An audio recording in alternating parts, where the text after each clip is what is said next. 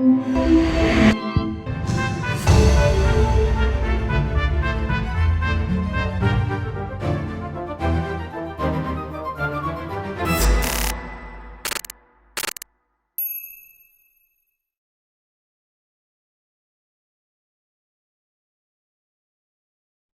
o menos lo que va a tratar el contenido del minicurso, ¿no?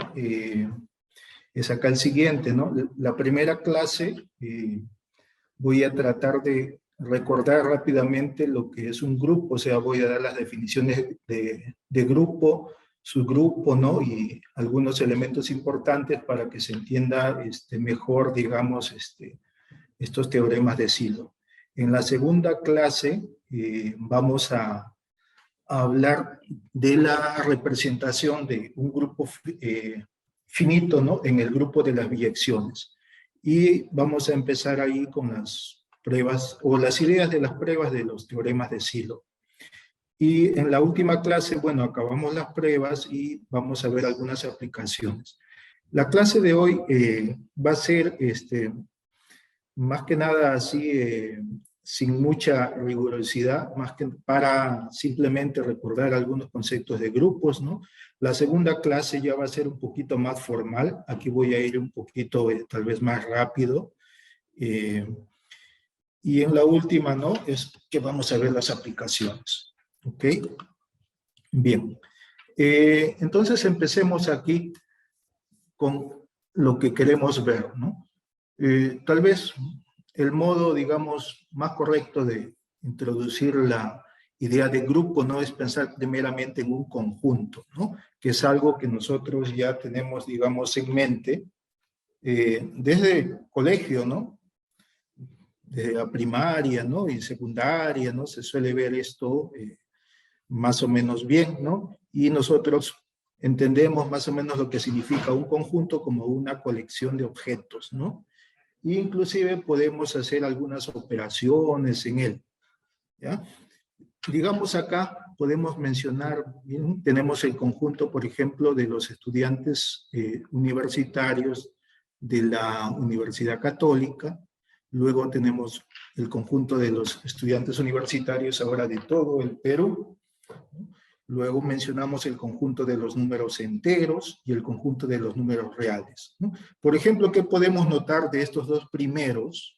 Que simplemente son conjuntos, bueno, acá la característica que tendrían que uno está contenido en el otro, ¿no? Estos dos últimos también tienen esta característica, ¿no? Porque los enteros también están contenidos en los reales, ¿no? Pero acá hay una diferencia básica con estos dos últimos conjuntos, que aquí nosotros podemos operar, ¿no? Y inclusive ya sabemos operar en estos conjuntos, ¿no? Porque esto nos enseñan desde el colegio, ¿ok? Ahora dejo, digamos, más que nada para ustedes, ¿no? La siguiente pregunta, ¿no? ¿Qué tan importante es tener definida una operación en un conjunto? ¿Ya? Entonces, más o menos, ¿no? Que es fácil de ver, ¿no? Que si un conjunto tiene una operación, cuantas más propiedades tenga esa operación, ¿no? Más fácil va a ser, digamos, de estudiar ese conjunto, ¿no? Y va a ser más interesante su estudio, ¿ya? Por ejemplo, en los reales, ¿no? Que tenemos ahí operaciones, ¿no? Y nosotros más o menos ya sabemos que con eso podemos irnos, digamos, por ejemplo, hacer cálculo ahí, ¿no? El hecho de tener algunas operaciones sobre un conjunto, ¿no? Nos permite no solamente quedarnos en el conjunto, ¿no? Sino poder relacionarlos con otros, ¿no? Y hacer un estudio completo, ¿no? De sus propiedades. Dentro de los conjuntos, con una sola operación, ¿no? Hay varios, ¿no? Tal vez los más importantes son precisamente los grupos.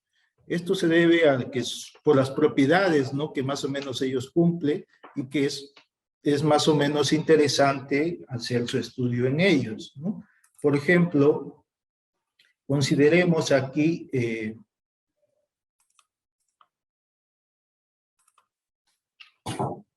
los enteros modulares, ¿no? O sea, en principio, digamos que no sabemos los enteros modulares, pensemos por un momento, ¿no?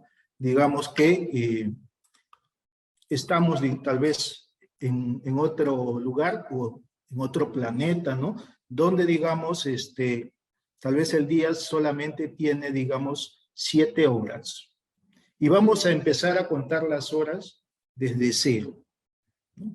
Y este sería nuestro reloj, ¿ya? Entonces, aquí podemos nosotros definir una operación, ¿ya? Considerando, ¿no?, digamos, la operación como la rotación en sentido antihorario, ¿ya? Y podemos realizar operaciones, ¿no? Por ejemplo, nosotros aquí notamos que si empezamos de 0 horas y le sumamos X, me va a dar lo mismo, ¿no? Por ejemplo, si a 0 le aumento 1 hora, caigo en 1. Si a 0 le aumento 2 horas, caigo en 2, ¿no? Entonces es fácil ver así que si al 0 le aumento aquí X horas, voy a caer en X horas, ¿no? ¿Qué pasa ahora si parto de 2 horas, como que está acá, aquí? Y ahora le sumo 5. Sumar significa rotar en sentido antihorario, ¿no? Entonces tendríamos acá, ¿no?, 1, 2, 3, 4, 5. Me daría 0. Si parto de 3 y le sumo 4, 1, 2, 3, 4, 0. Si parto de 4, le sumo 5 horas, 1, 2, 3, 4, 5. ¿No? 1, 2, 3, 4, 5. Me quedaría 2. ¿Ya? También podríamos, digamos, hacer la operación contraria, o sea, digamos, en este caso la diferencia pensándolo como una rotación en sentido, digamos, ahora horario, ¿no? Y digamos aquí, empiezo en 2, le quito 2 horas, o sea, voy a rotar en sentido horario 2 horas, caería en 1. Pero miren, ¿qué pasaría si ahora al 3 le agrego 5 horas, o sea, rotar en sentido horario? 1, 2, 3, 4, 5, vuelvo a caer en 1, ¿no? Aquí, ¿qué notamos? Que está dándome lo mismo, ¿no? Y esto de aquí, ¿no?, es algo que más o menos nosotros más o menos lo entendemos bien, ¿no? Por ejemplo, pensemos rápidamente en los enteros, ¿no? Cuando uno habla del inverso aditivo, ¿qué cosa es? Es un número que sumado con otro me da el neutro, ¿no? Y en este caso el neutro, nosotros tenemos la idea que es un elemento que al operarlo con cualquiera me da lo mismo, ¿no? Entonces en este caso, este 5 vendría a ser las veces, ¿no?, del inverso de 2, por ejemplo, ¿no? Digamos aquí, si al 2 le quito 3 horas, roto el sentido horario, ¿no? 1, 2, 3, me daría 6. Si ahora al 2 le sumo 4 horas, ¿no? 1, 2, 3, 4, me da lo mismo. Entonces, ¿qué quiere decir? Que en este caso, el inverso de 3 viene a ser 4, ¿no? Y esto que aparece acá, ¿no?, no es otra cosa que los enteros modulares, ¿no? Entonces, también podemos mencionar aquí lo siguiente, ¿no? Pensemos ahora, digamos que yo tengo un triángulo equilátero, ¿no? Y voy a hacer, digamos, algunos movimientos que me van a dejar invariante al triángulo. Para empezar, digamos, para que se noten esos movimientos, voy a marcar los vértices con números, ¿no? 1, 2, 3. El primer movimiento que vamos a hacer va a ser una rotación de 120 grados, 2 pitercios. O sea que básicamente lo que sería aquí es que el 1 va al 3, el 3 va al 2 y el 2 va al 1. O sea, estaría pasando esto. Cuando le aplico una rotación de 2 pitercios, obtengo esto, ¿no? El triángulo es lo mismo, solo que los vértices están en lugares diferentes. Si vuelvo a aplicar ahora una rotación de 2 pitercios, hago lo mismo, ¿no? El 1 va a ir aquí al 3, el 3 va aquí al 2, ¿no? Y el 2 va al lugar del 1, y obtengo esto, ¿no? Esto que se ha puesto aquí, digamos, se podría colocar en una notación siguiente, ¿no? Digamos aquí, el primer caso, cuando el triángulo permanece aquí inalterable, o sea, también vamos a verlo esto como un movimiento que se ha hecho, un movimiento donde no se hace nada. Entonces el vértice 1 va al 1, el vértice 2 va al 2, el vértice 3 va al 3, o sea, ahí está que no hay mismo. En este de 2 pitercios, ¿qué es lo que ha pasado? Miren aquí, el vértice 1 fue al lugar que ocupaba el 3. El 2 fue al lugar que ocupaba el 1.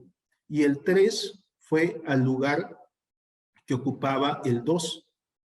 ¿Y esto qué cosa es? Esto es una función. Una función que va del conjunto 1, 2,3 a 1, 2,3. Esta segunda operación también, ¿no? Podemos verlo así, ¿no? Aquí el 1 fue al 2. Aquí el 2 fue al lugar de 3. Y el 3 fue al lugar que ocupaba el 1. ¿Ya? Y esto también vuelve a ser una función, en este caso una biyección del 1, 2, 3 al 1, 2, 3. Y voy a anotarlo de este modo, ¿no? Otro movimiento, ¿no?, que dejaría inalterable al triángulo, podemos pensar aquí como una reflexión respecto de esta recta que estoy trazando por el vértice aquí 1, ¿no? Una reflexión aquí, que en este caso, ¿qué sería? Que el 2 va al 3, ¿no? Entonces, eso de ahí se podría describir de este modo, ¿no? El vértice 1 queda en el 1, el 2 va al 3 y el 3 va al 2. Esto sería una operación, en este caso un movimiento que se ha hecho al triángulo y se lo está dejando inalterable, ¿no? Y podemos ahora mezclar los movimientos, ¿no? Mezclar o sea, operar la rotación y luego esta reflexión y considerar estas dos operaciones seguidas, ¿no? Entonces, primero si hago en este caso la rotación, que he llamado alfa, tendría esto, y luego la reflexión, que sería el 1 cambiarlo con 3, ¿no? Entonces, ¿qué estoy obteniendo? De nuevo, esta función, que manda el 1, 2, 3 en el 1, 2, 3, ¿no? Claro, a puntos diferentes, ¿no? Lo mismo puedo hacer, operar esta reflexión con esta operación que es rotar 240 o ser alfa cuadrado, ¿ya? Entonces, primero hago alfa cuadrado, que es esto, y luego hago la reflexión, que es cambiar el 1 con el 2. Y eso se podría escribir acá así, ¿no? Porque lo que se ha hecho, el 1 ha ido al 3, ¿no? El 1 ha ido al 3, el 2 ha ido al 2 y el 3 ha ido al lugar que ocupaba el 1. ¿Ya? Entonces, esto es lo que se obtiene ahí. Y si nos damos cuenta, todos estos digamos, 3 elementos vendrían a ser, ¿no?, todas las funciones o todas las biyecciones que se pueden generar de un conjunto que tiene 3 elementos, en un conjunto que tiene 3 elementos. Simplemente por una cuestión de combinatoria, aquí, ¿cuántas funciones o cuántas biyecciones van a haber de un conjunto de 3 elementos en 3 elementos? Son 6. Y son estas 3 operaciones que se han aparecido acá, ¿ya? Entonces, aquí, ¿no?, como más o menos pensar en funciones, ya esto lo hace más fácil, ¿no? Porque cuando uno tiene funciones, y en este caso, biyecciones, sabemos que podemos operarla, por ejemplo, considerando la composición. Y es más, la composición de 2 biyecciones es una nueva biyección. Y es claro que si compongo biyecciones que van del 1, 2, 3, con biyecciones que van del 1, 2, 3, voy a obtener una nueva biyección del 1,23. Y aquí están todos. Entonces, si agarramos aquí 2 elementos y hago la operación composición, como va a ser una biyección que va de 1, 2, 3 en 1, 2, 3, pues tiene que ser una de estas, alguno de estos elementos, ¿no? Entonces, de ese modo podría definir una operación, ¿no?, con las, en este caso, reflexiones y rotaciones, ¿no?, que se hacen a un triángulo equilátero, ¿no? Pero aquí podemos notar, por ejemplo, aquí lo siguiente, ¿no?, que el orden en que estoy haciendo la operación está importando. Si primero opero beta con alfa y luego alfa con beta, estoy originando funciones que son diferentes, ¿no? Por ejemplo, esto no vemos en los enteros, esto no sucede, porque ahí sí, por ejemplo, la suma es conmutativa. ¿Ok? Bien, todo esto que es simplemente de modo, se podría decir así, informal, ¿no? Vamos a colocarlo acá ya formalmente. ¿Ya? Entonces, un grupo va a ser un conjunto donde va a haber una operación. ¿Ya? Una operación que en este caso es una operación binaria, ¿no? Y que cumple ciertas propiedades, ¿no? Y de acuerdo a las propiedades que cumple, ¿no? También el grupo tiene un nombre, ¿no? Entonces, primero tiene que ser una operación, digamos, esta operación tiene que ser cerrada, ¿no? Significa que si tú operas dos elementos de ese conjunto, te debe dar un elemento de ese mismo conjunto. La operación tendría que ser asociativa, o sea que no interesa el orden en que tú empieces a operar, ¿no? Primero puedes operar A con B y luego con C, o primero B con C y luego con A, ¿no? Por ejemplo, a los conjuntos nada más que cumplen estas operaciones, que vendría a ser algo más general que grupo, ¿no? Se suele llamar semigrupos, ¿ya? También vamos a exigir que haya un elemento, que se llama el elemento identidad, que al operarse con cualquier elemento, tanto sea a derecha o a izquierda, me dé lo mismo. Ese es el elemento identidad.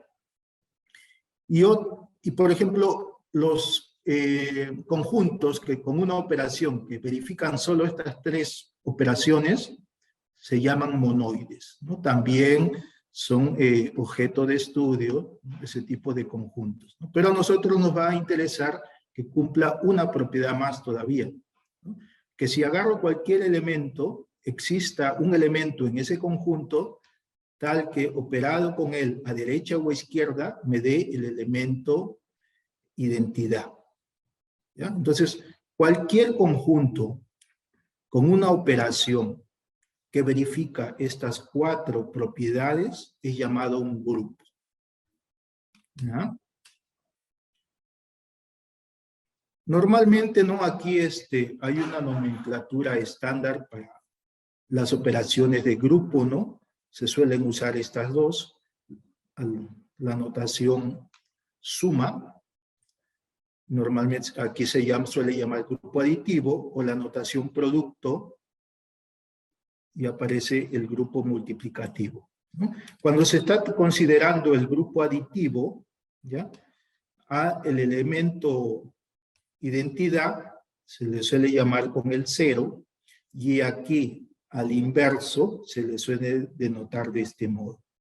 Y cuando se considera el grupo multiplicativo, a la identidad se le suele denotar con el 1 y al inverso con a la menos 1. ¿Ok? Bien. Cuando uno tiene un grupo, ¿no? Que además de estas cuatro operaciones verifica esta, ¿no? Que al hacer el producto de A con B es lo mismo que hacer el producto de B con A, se dice que es un grupo abeliano. ¿Ya? La verdad, nosotros estamos familiarizados con los grupos abelianos, ¿no? ¿Ok? Tenemos aquí los enteros, los reales, los números complejos, ¿ya? También podemos considerar el conjunto de funciones reales de variable real, ¿ya? Con su operación suma, también viene a ser un grupo abeliano. Aquí, por ejemplo, la función identidad es el elemento neutro aditivo, y una función es f, el menos f viene a ser el inverso aditivo, ¿ya? Podemos considerar, por ejemplo, el producto de matrices cuadradas, ¿ya? Aquí, más o menos es fácil de darse cuenta que esto de aquí no sería un grupo, ¿no? Si considero el producto de matrices, ¿no? Porque ¿qué estaría fallando, no? Por ejemplo, aquí ¿qué fallaría? La inversa, ¿cierto? Porque no toda matriz, pues, cuadrada tiene inversa. Sabemos que eso se cumple solo para las matrices invertibles, ¿ya? Pero miren, si ahora este mismo conjunto lo consideramos con otra operación, y aquí va a ser la operación la suma de matrices, ¿no? Si resulta un grupo abeliano, ¿no? Entonces un mismo conjunto dependiendo con la operación con la que se esté considerando, ¿no? Puede resultar un grupo, o más todavía un grupo abeliano o no, ¿no? Otro ejemplo conocido, ¿no? Tenemos los enteros modulares o enteros módulo n. Y un ejemplo, este ejemplo va a ser importante, que vamos a denotar con Sn. Sn va a ser el conjunto de todas las biyecciones que van de un conjunto con n elementos en un conjunto con n elementos, ¿no? O sea, todos los f's que van, digamos, de este conjunto a este mismo conjunto, tal que f biyección.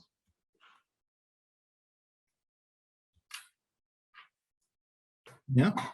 Pues esto de aquí es un grupo, ¿no? Con la composición de funciones. La composición de dos biyecciones es una biyección. La composición de funciones es asociativa, ¿no? La función identidad vendría a ser el elemento neutro, ¿ya? Y como toda función aquí biyectiva tiene inversa, pues la inversa vendría a ser el elemento invertible. Entonces, esto de aquí es un grupo. Claro que en general esto no sería un grupo abeliano, ¿no? Y el caso está, como mencionamos hace un momento, cuando consideramos n igual a 3, ¿no? Pero este es un ejemplo importante de grupos, ¿no? Que justamente va a ser usado cuando empecemos a tratar lo que son los teoremas de Sylow, ¿no? Que es lo que se va a ver en este curso. ¿Ok? Entonces, este es ejemplo importante de grupo abeliano. Básicamente porque tenemos un teorema de Cayley, que todo grupo se puede ver como un subgrupo de un grupo de las biyecciones.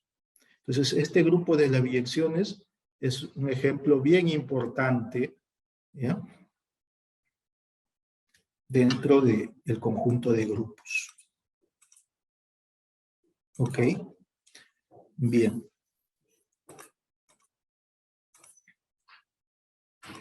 Cuando uno tiene un grupo,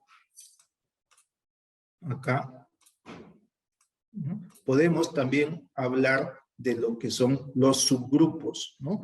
Que van a ser los subconjuntos, ¿no? Si tengo G un grupo, ¿ya? Un subconjunto de él no vacío, tal que con esta misma operación sigue siendo un grupo, eso se llama un subgrupo. Y esta es la notación que nosotros vamos a usar. ¿Ya? Significa H es un subgrupo de G. Por ejemplo, aquí tenemos, ¿no? Los enteros viene a ser un subgrupo de los reales, con la misma operación suma de los reales, la misma operación aquí suman los enteros. Y a su vez, los reales viene a ser un subgrupo de los complejos, ¿no? Todo con la suma de los complejos. ¿Ya?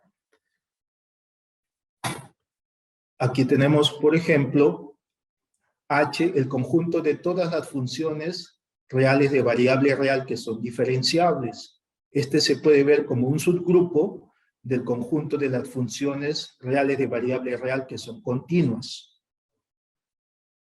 Y esto se puede ver como subgrupo del conjunto de funciones reales de variable real simplemente, ¿no? Y aquí todo con la suma usual de funciones, ¿no? Que si operamos suma de funciones diferenciables, es diferenciable. ¿No? Aquí suma de funciones continuas también. Entonces se mantiene la cerradura dentro de estos conjuntos. ¿Ya? También tenemos aquí, si consideramos el grupo de los enteros, podemos hablar del subgrupo de todos los que son múltiplos de 2. ¿Ya? Si hago operaciones entre múltiplos de 2, pues sigo obteniendo múltiplos de 2 y el 0 sigue estando acá, ¿no? También los múltiplos de 4 vendría a ser un subgrupo de aquí, de los múltiplos de 2. Los múltiplos de 8 viene a ser un subgrupo de los múltiplos de 4. ¿Ya? Bien.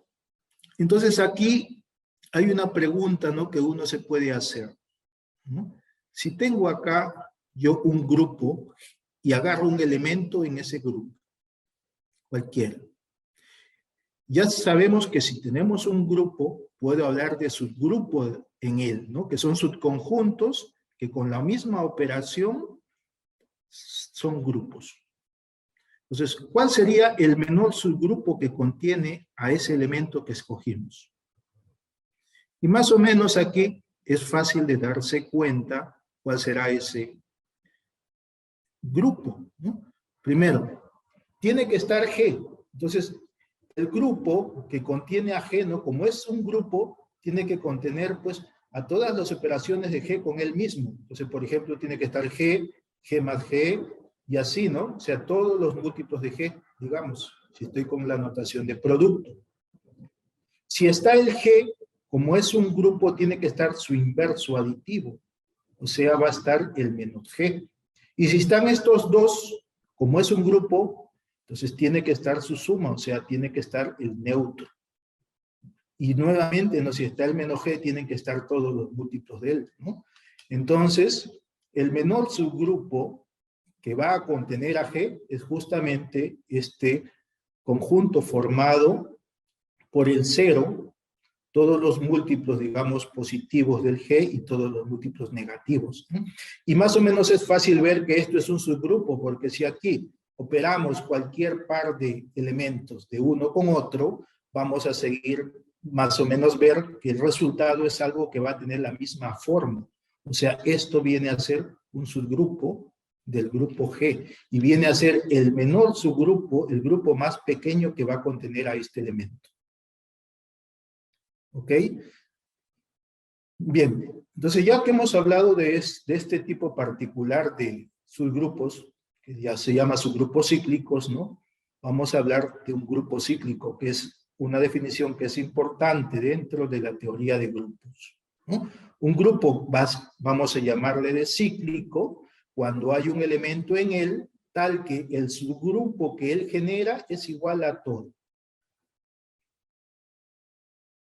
¿Ya? O sea, que con un elemento genero, operando ese elemento con él mismo, un número finito de veces, puedo generar cualquier elemento del grupo. ¿Ya? Por ejemplo, tenemos acá los enteros. Viene a ser un ejemplo de grupo cíclico, porque cualquier entero, ¿no?, se puede poner como el 1 operado un número finito de veces, ¿no? También los enteros modulares.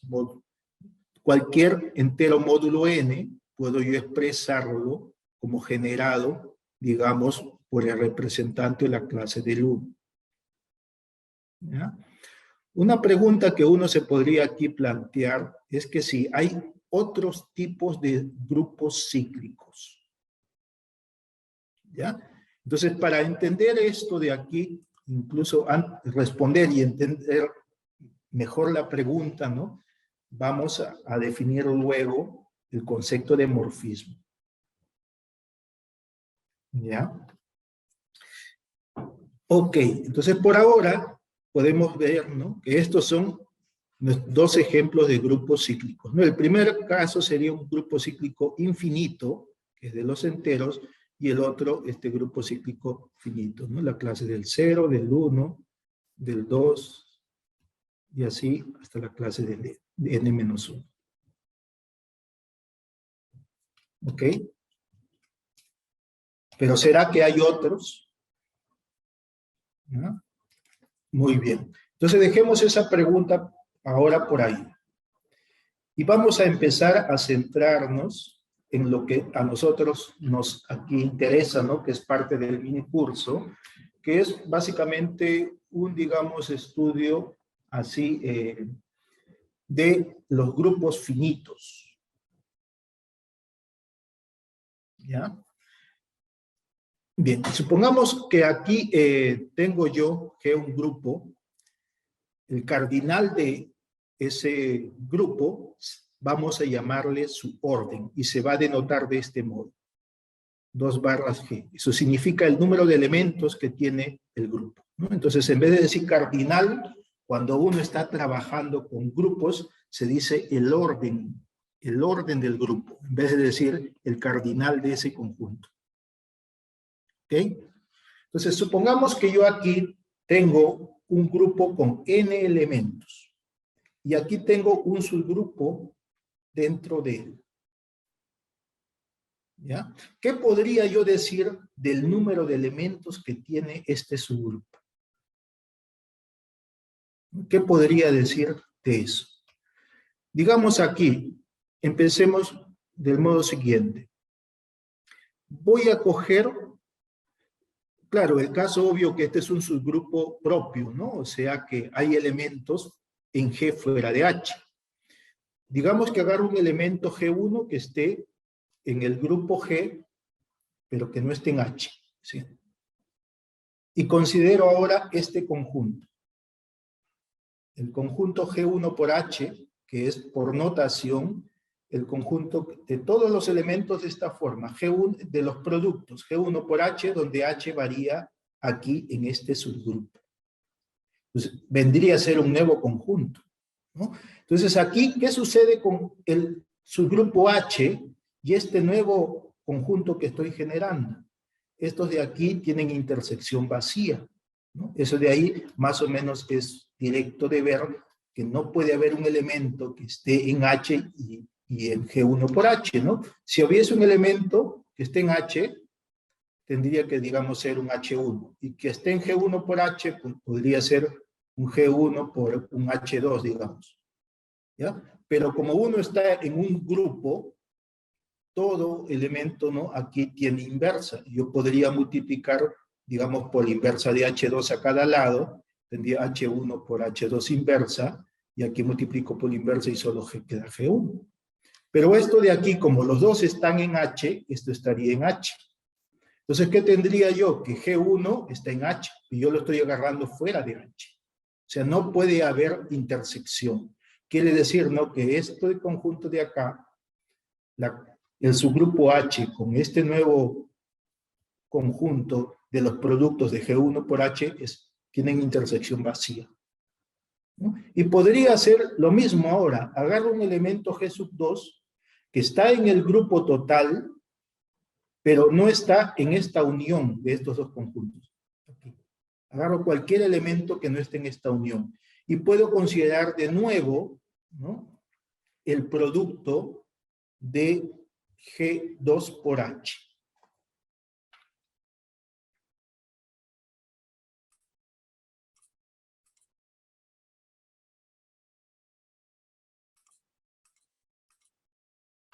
¿Ya? Tengo acá. Entonces, haciendo el mismo argumento de hace un momento, se ve que este conjunto intersectado con la unión de los dos conjuntos que ya tenía, vuelve a ser el vacío. ¿No? O sea, se tiene acá una unión disjunta. Y así, como este conjunto G es finito, ¿no?, va a haber llenarse esto, ¿no?, con un número finito de subconjuntos. ¿No es cierto? ¿Qué más? Es fácil más o menos de darse cuenta que el cardinal que tiene el H y el cardinal que tiene el G por H es el mismo. O sea que aquí va a haber una biyección, ¿no? O sea, hay una biyección de H para G con H. Es simplemente que aquí algún elemento H le manda a G por H. Esto de aquí es una biyección.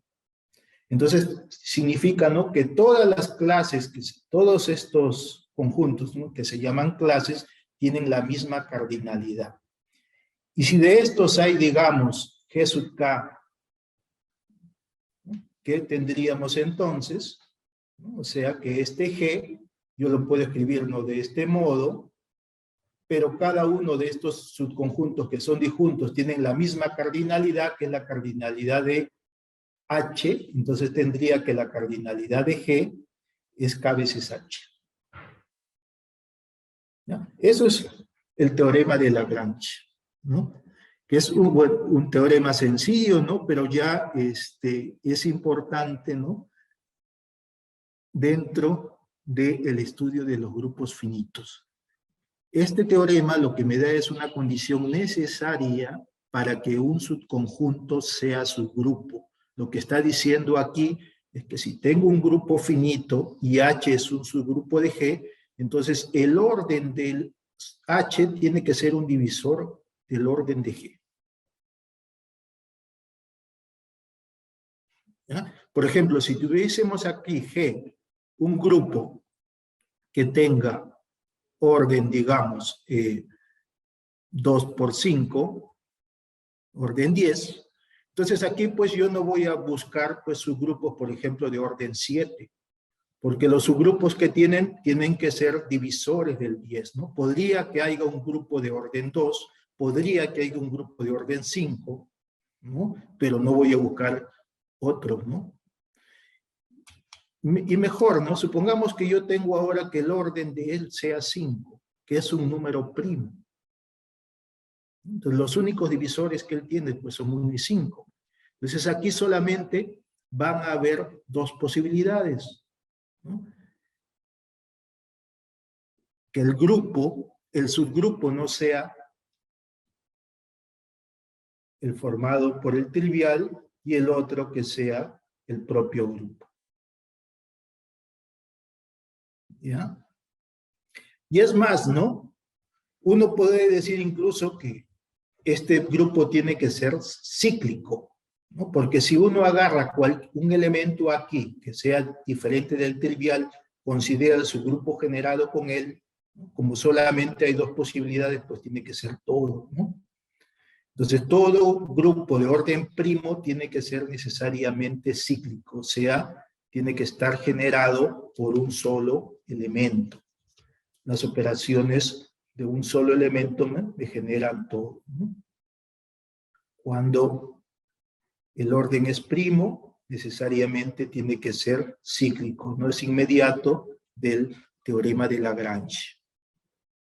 ¿Ok? Entonces, otra pregunta que nos podríamos aquí plantear, ¿no? Es que aquí, en el ejemplo anterior, ¿no? Hemos generado, ¿no? Este conjunto G lo hemos partido. Y tenemos acá un número finito de subconjuntos disjuntos. Pero la pregunta sería, ¿no? ¿Será que yo puedo considerar una operación entre estos bloques? O sea, si yo sumo dos de estos bloques, el resultado sea un bloque de estos. O sea, ¿cuándo es posible definir una operación? O sea, ¿cuándo le puedo yo dar a este conjunto? Esta es la notación que vamos a introducir, que se llama grupo, el cociente. G entre H va a significar el conjunto de todas esas, de esos subconjuntos, ¿no? El H, G1H, G2H, GK por H.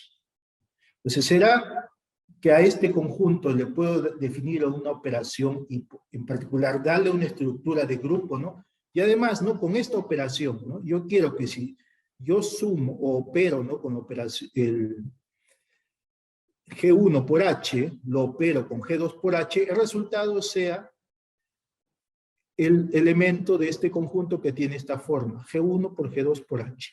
O sea, ¿cuándo es posible de que esta operación esté bien definida? ¿No? Y esto de aquí va a suceder cuando, no siempre va a suceder, esto va a suceder cuando el subgrupo que se escoge tiene alguna característica especial, ¿no? Y la característica es esta, la que aparece acá. Que al multiplicar este grupo, aquí por la derecha y la izquierda, ¿no? Por G un lado y por el otro lado por la inversa, me dé el propio H para cualquier grupo G. Entonces se verifica si el subgrupo que uno escoge tiene esta característica. Entonces se verifica que esta operación está bien definida, o sea que yo puedo operar dos bloques y el resultado es un nuevo bloque de esa colección que se está obteniendo, ¿no? Y eso se llama justamente subgrupo normal, ¿no? Un subgrupo va a ser normal cuando tiene esta característica. Y vamos a denotarlo de este modo, ¿no? ¿Y por qué es importante? Porque puedo generar un nuevo grupo, ¿no? Porque ustedes noten, este conjunto G entre H ya no tiene nada que ver con el G ni con el H. Es un conjunto diferente, donde se está definiendo una operación. O sea, es un grupo diferente a los que tenía. ¿Ya? Y a eso justamente se le llama el grupo cociente. A esto de aquí vamos a llamarlo grupo cociente, ¿no? Esto de acá, grupo cociente.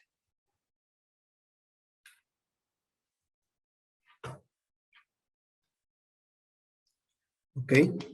Bien. Entonces, esa operación de ser normal, ¿no? Es importante porque me permite definir un nuevo tipo de grupo, ¿no es cierto? Hay algunos casos inmediatos donde se tiene subgrupos normales, ¿no? Por ejemplo, si mi grupo original fuese un grupo abeliano, o sea que es conmutativo, cualquier subgrupo va a ser normal, ¿no? Porque aquí uno podría conmutar, ¿no es cierto? Aquí se puede conmutar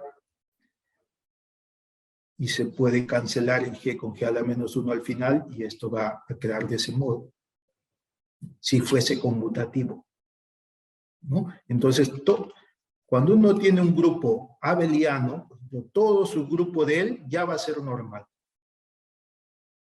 ¿ya?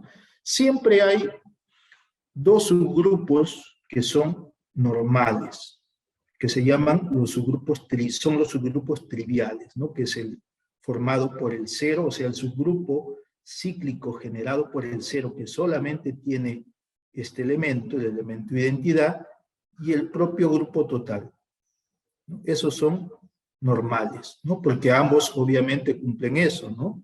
0 por h, 0 a la menos 1, o sea, la inversa del 0 es el mismo 0. Esto de aquí es...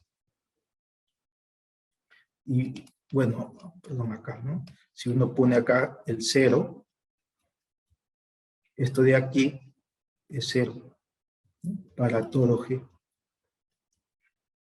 ¿no? Entonces, esto es un subgrupo normal. Y también, obviamente, con el propio G, ¿no? Entonces, el 0 y el total siempre son subgrupos normales, ¿ya? Y es más, ¿no? Un tipo de grupos, ¿no? Que es importante de estudiarlos, ¿no? Y tiene un nombre especial, que son llamados los grupos simples, ¿no? ¿Qué cosa va a ser un grupo simple? Son aquellos que sus únicos subgrupos son los triviales. Por ejemplo, con lo que vamos a ver de Silo, vamos a poder determinar en algunos casos, ¿no? Si un grupo es simple o no. ¿Ok? Bien, consideremos aquí el grupo de los enteros, ¿no? Que sabemos que es abeliano, ¿no? Es con la suma usual que nosotros conocemos. Dentro de este grupo, consideremos este subgrupo, los múltiplos de 5, ¿no? Como esto es abeliano, este subgrupo ya es normal. Entonces podría formar el conjunto de todas las clases. ¿Cómo se determinan, no, las clases? Simplemente, ¿no? El propio subgrupo, que es el H, los múltiplos de 5, ¿no? Luego cuando opero el 1 con el 5, o sea, agarro un número, ¿no? Que no es múltiplo de 5, por ejemplo el 1, y eso lo sumo con los múltiplos de 5, ¿no? Y genero otro conjunto que se llama la clase del 1. Luego, el conjunto que es formado por los múltiplos de 5 más 2, por los múltiplos de 5 más 3 y los múltiplos de 4 más 5. ¿Ok? Por el algoritmo de la división, ¿no? Se sabe que de ese modo se llena todos los enteros. ¿no? Al dividir un entero con 5, o bien es múltiplo de 0, de 1, de 2, de 3 o de 4. Entonces, con eso ya llenamos todos los enteros. ¿Ya? En este caso habrían simplemente 5 elementos, ¿no? Y a ese conjunto justamente se llama, ¿no?, los enteros módulo 5, ¿no? Y resulta esto de aquí un grupo, ¿no?, con la operación que estamos diciendo acá, ¿no? Que yo sumo la clase de un elemento con la clase de otro elemento y me da la clase de la suma de esos elementos. Si sumo la clase del n con la clase del m, ¿qué me va a dar? La clase del m más n. Por el hecho de ser esto normal, esta operación está bien definida, ¿no? Eso en matemáticas se dice que no depende del representante. ¿Ok? Muy bien.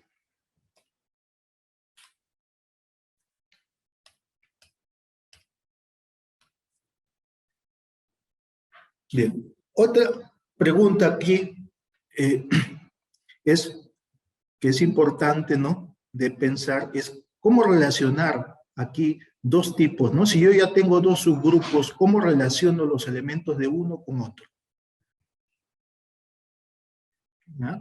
Entonces, eso de ahí son justamente los homomorfismos de grupos, ¿no? Ellos son los que me permiten relacionar dos grupos. Para empezar, un homomorfismo de grupos va a ser una aplicación, o sea, una función entre estos dos conjuntos, pero que respeta las operaciones. O sea, que si yo esta función, esta aplicación, la evalúo en el producto de G1 por G2, en el producto acá, el resultado va a ser, ¿ya?, el producto de la imagen de H en G1 con la imagen de H en G2. O sea que está respetando las operaciones que hay en uno y en otro. ¿Ya? Es un caso particular, por ejemplo, ustedes pueden pensar en las transformaciones lineales, ¿no?, que se ven en álgebra lineal, ¿ya? Porque justamente los espacios vectoriales con la suma de vectores también es un grupo. ¿Ok? Entonces, consideremos aquí estos dos conjuntos nuevamente, ¿ya? G, el conjunto de todas las funciones diferenciables, y N, el conjunto de las funciones simplemente reales de variable real, ¿no? Ya sabemos que con la suma usual de funciones, ¿no?, ambos son grupos, ¿no? Uno es un grupo del otro, pero ambos son grupos. Entonces podemos definir una aplicación que tiene esta propiedad entre estos dos conjuntos, ¿no? Una aplicación H que va del grupo de las funciones diferenciables al grupo de las funciones. ¿Qué función sería esa? La derivada, que agarra una función y H de esa función es su derivada. Esto de aquí, ¿cumple lo de arriba? Sí, porque nosotros sabemos, ¿no?, que la derivada de funciones respeta la suma, ¿no? La derivada de una suma de funciones es la suma de derivadas. Entonces, esto viene a ser un homomorfismo de grupos. ¿Ya? Cuando uno tiene un homomorfismo de grupos, ¿no?, que es más que tener una función, ¿no?, tiene bastante ahí, ¿no? Por ejemplo, aquí estoy colocando algunas de las propiedades, ¿no?, que lleva la identidad y la identidad, ¿ya? Aquí sí, aquí debe ser, ¿no? Si H es un subgrupo de G, su imagen viene a ser un subgrupo del grupo de llegada, ¿no? ¿Cuál vendría a ser la inversa de H en G? Es simplemente la imagen de la inversa de G, ¿ya? ¿Qué vendría a ser la imagen inversa del elemento neutro aditivo o la identidad del conjunto de llegada? Esto de aquí es lo que se llama el núcleo de un homomorfismo. ¿no? Y esto de aquí es importante porque esto es más que un simple subgrupo. Esto es un subgrupo normal. Entonces, cuando uno tiene un subgrupo normal, ahí tiene más que un simple subgrupo, porque puede formar un nuevo grupo, que es el grupo cociente. ¿No es cierto? Y esta propiedad que quiero acá resaltar. Por ejemplo, cuando uno tiene una función, simplemente una función, y bueno, yo agarro un elemento del conjunto de llegada, ¿cómo calcularía saber todas las preimágenes de él? Pues, en general, si solamente tengo una función, eso no es fácil. Va a depender de la función. Pero cuando uno tiene un morfismo, eso es relativamente fácil, ¿no? Cuando uno tiene un morfismo, para hallar todas las imágenes inversas, basta con conocer uno. ¿Qué es lo que dice acá? Que la imagen inversa de la imagen de H es simplemente, ¿cuál es un elemento que está acá? Un elemento de aquí vendría a ser el F, ¿no? Porque H del F justamente cae acá, ¿no? Un elemento que está en la imagen inversa de acá, pues es el propio F, por la definición de imagen inversa.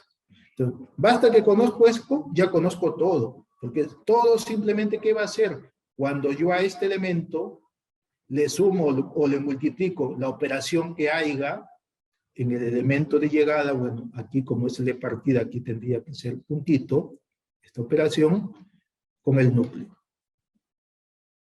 sea, basta que yo conozca una preimagen, conozco todas, porque es simplemente como lo obtengo a esa sumándole el núcleo, ¿no? Por ejemplo, ¿qué pasaría, ¿no? en el homomorfismo que hemos puesto arriba? ¿Ya? Aquí tengo, en este ejemplo, ¿no? Donde G son las funciones diferenciables y N simplemente las funciones, y H es el homomorfismo derivada. ¿Cuál sería el núcleo de H? Son todas las funciones que su derivada es 0. ¿Pero eso qué son? Pues son justamente las constantes. ¿Ya? Digamos ahora, agarro yo aquí una función, que esta función polinomial, x cuadrado sobre 4. ¿Ya? La imagen de él, ¿no? Su derivada es x al cubo. O sea, una preimagen de x al cubo, ¿cuál es? X al cuadrado sobre x a la cuarta sobre 4. Entonces, ¿cuáles serían todas las preimágenes de x al cubo? ¿Cuáles serían todas las funciones cuya derivada es x al cubo? Según esta propiedad que me dice que a esa función le tengo que simplemente sumar los elementos del núcleo, o sea, al x a la cuarta le sumo constantes. O sea, la preimagen del x al cubo con el homomorfismo derivada es x a la cuarta sobre 4 más una constante que es un número real arbitrario. ¿Y esto qué cosa es? ¿No? Conocido en el cálculo por nosotros, ¿no? Es simplemente la integral indefinida. ¿Ok? Muy bien. Bueno, voy aquí.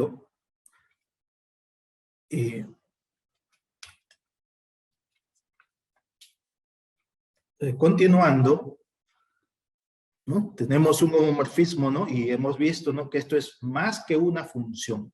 Entonces, más que una simple función. ¿No? Ok. Entonces, si aparte, ¿no? De simplemente la característica de un homomorfismo, que es que respete la operación, ¿no? O sea, que lleva la operación en G a la operación en N, le exigimos más cosas, tienen un nombre particular. Si tengo un homomorfismo que aparte le exijo que sea inyectivo, eso se llama un monomorfismo de grupos. Si tengo un homomorfismo y aparte le exijo que sea sobreyectivo, eso es llamado un epimorfismo de grupos. Y si le exijo que sea las dos cosas, eso es un isomorfismo. ¿No? Entonces, esto de acá, el isomorfismo de grupos, ¿no? Esto es importante, ¿no? Por lo siguiente, ¿no? Porque cuando uno tiene dos grupos que son isomorfos, ¿ya? Podría, y solamente digamos que uno los mira digamos, con unos lentes que solo sean, digamos, por decir así, que vean la parte algebraica, ¿no? Que vean las partes de ese conjunto visto simplemente como grupo, podría considerarlo que son iguales. O sea, dos grupos que son isomorfos, podemos pensarlo que simplemente como grupos son la misma cosa. ¿Ya? Entonces, en ese sentido, ¿no? Por ejemplo, se demuestra que solamente hay dos tipos de grupos cíclicos. O sea, si uno tiene un grupo cíclico infinito, este va a tener que ser isomorfo a los enteros. Si uno tiene un grupo cíclico finito, va a tener que ser isomorfo a los enteros módulos n. Entonces, solamente hay dos tipos de grupos cíclicos, no hay más.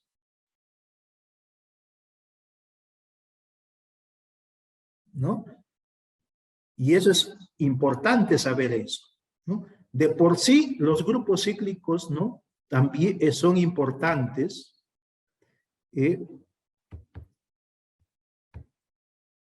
porque ellos aparecen en la estructura de varios tipos de grupos, ¿no? Por ejemplo, cuando uno tiene un grupo abeliano finito, ¿no? Con los grupos cíclicos se sabe cuál es la forma que él debe tener. Y más generalmente, cuando uno tiene un grupo abeliano finitamente generado, usando los grupos cíclicos, las dos formas, se sabe la estructura que tiene, ¿no? Por ejemplo, los grupos cíclicos finitos solamente son de esta forma, por decir aquí, ¿no? P1, Z, P2, ¿no? Y así. Y los grupos cíclicos que son finitamente generados, ¿no? Van a ser así de esta forma. Z a la n por estos tipos de grupos. ¿Ya? Entonces, este resultado no es conocido, ¿no? Dentro de la teoría de grupos, ¿no? Que es llamado el teorema de la estructura. ¿Ya? Pero esto vale cuando uno tiene grupos abelianos finitos. ¿Ya? Pero ¿qué pasa si uno tiene un grupo finito, pero que no sea abeliano? Y tengo H un subgrupo de él. Aquí está mal, ¿no? Aquí debería ser, si tengo G, un grupo finito no abeliano. Y digamos,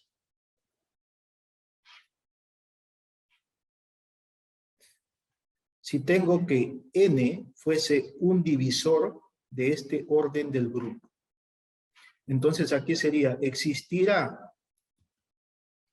H subgrupo de G tal que el orden de este sea el N, ¿ya? O sea, si tengo un grupo finito, pero que no es abeliano, y agarro un divisor del orden que tiene el grupo, ¿será cierto que exista un subgrupo con ese orden? ¿No? Eso en general no es verdad, ¿no? O sea, no vale el recíproco del teorema de Lagrange, en general, para grupos no finitos, no abelianos. ¿Ya? Entonces, no es suficiente con tener divisores para decir que existen subgrupos. ¿Ya? Y es ahí justamente donde van a entrar a tallar los teoremas de Sylow, ¿no? Los teoremas de Sylow me van a permitir, en algunos casos, garantizar la existencia de subgrupos a partir del cardinal que tiene el grupo dado. ¿Ya? Entonces, el recíproco del teorema de Lagrange no es válido en general para un grupo no abeliano, pero se va a poder decir algo Y ese algo vamos a obtenerlo justamente de los teoremas, ¿no?, que trata el minicurso, que son los teoremas de Silo. ¿Okay?